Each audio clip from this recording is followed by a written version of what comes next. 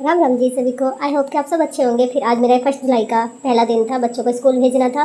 फटाफट मैंने झाड़ू की, बाहर का मौसम बहुत अच्छा हो रहा था। फिर बच्चों के कपड़े निकाले क्योंकि वो पहले ही मुझे रखने होते हैं बच्चे को रेडी करने के लिए। फिर मैंने अपने लिए गर्म पानी किया, वो मैंने पिया। फिर मैंने देखा, डिसाइड नहीं हो पा रहा था क्या सब्ज़ी बनानी है, तो मुझे मशरूम दिखी तो मैंने बनाई। डिसाइड करने में भी बहुत टाइम लगता है क्योंकि बच्चे जल्दी से सब्ज़ी नहीं खा पाते। फिर मैंने सोचा चलो मशरूम मटर बनाती हूँ तो बच्चे शायद खा लें, क्योंकि उसका फ्लेवर भी थोड़ा मटर पनीर की तरह ही आता है। क्योंकि मेरी लड़की को बिल्कुल भी पसंद नहीं है कोई भी सब्ज़ी, उसके लिए तो मुझे सोच समझ कर ही कुछ बनाना पड़ता है। फिर मैंने मटर को भी बॉईल किया और मशरूम को गर्म पानी में रख दिया था डाल के। इतने मैंने ग्रेवी भी अपनी रेडी की।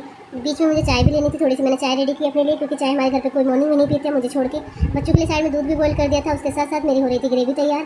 ग्रेवी में मैंने जो बॉईल मशरूम रखे थे वो डाले, फिर उसके साथ मैंने डाल दिए मटर। फिर उसमें थोड़ा पानी डाला था जो मैं दिखा नहीं पाई थी, वो मैंने साइड में ढक के रख दिया था। फिर मैंने उसमें मटर डाल दी, फिर मैंने मशरूम डाल के और ढक के रख दिया था।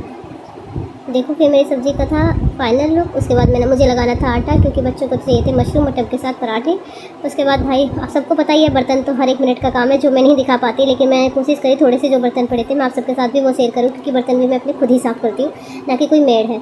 उसके बाद फिर मैंने अपने लिए बच्चों के लिए दूध रेडी किया, सब्ज़ी का फाइनल लुक देखा। देखो मेरी सब्ज़ी बनकर कितनी अच्छी लग रही थी। फिर मैंने सोचा चलो अपने बच्चों को भी उठा देती हूँ। भाई बिल्कुल नहीं उठ रहे थे, पहला दिन था ये, मेरे बच्चे तो नहीं उठ रहे थे। जिस किसी के भी उठ गए हो तो प्लीज़ कमेंट करना। फिर मैंने बच्चों के लिए पराठे और मेरी जो सब्ज़ी रेडी थी थोड़ी सी वो डाल के मैंने बच्चों के लिए लंच रेडी किया।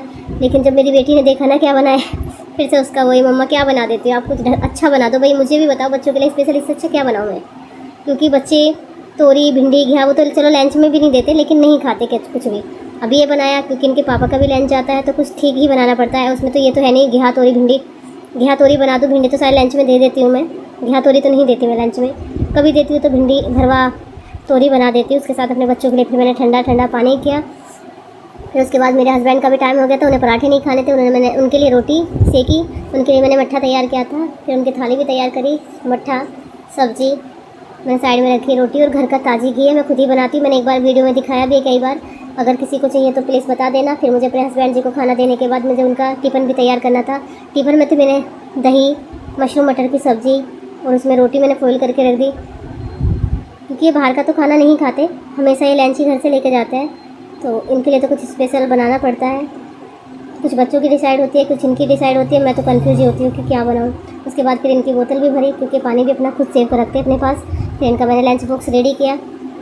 किस किस के घर में मॉर्निंग में इतना काम होता है, बच्चों का टिफ़िन, हस्बैंड जी का टिफ़िन, और समझ में नहीं आता कि मैं अपने लिए क्या बनाऊँ। मैं सबके लिए बना देती हूँ, लेकिन